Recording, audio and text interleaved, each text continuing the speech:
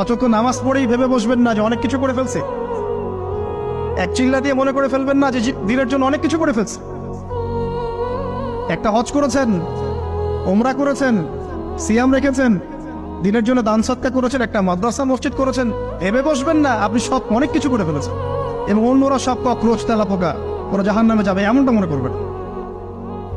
জানি না আমরা যে কার আমলের কতটুকু আল্লাহর কাছে কবুল হচ্ছে। তো এখানে এই ব্যক্তির সমস্যা ছিল এই, সে নিজের আমলটাকে অনেক ভারী মনে করছিল এবং সে স্টেটমেন্ট দিয়ে ফেললো যে তোকে আল্লাহ পাক মাফ করবে না।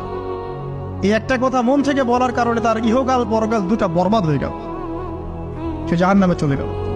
ঠিক আরেক ব্যক্তির ঘটনা আছে এমন, এগুলো সবগুলো রেফারেন্স আছে। এক ব্যক্তি প্রচুর ইবাদত করত, আল্লাহ পাক তার ইবাদত করার জন্য পাহাড়ের চূড়ায় একটা সুন্দর ব্যবস্থাও করে দিয়েছিলেন। সেখানে ডালিম গাছ হতো, ঝর্ণা আসতো, খাবারের কোনো অভাব নাই।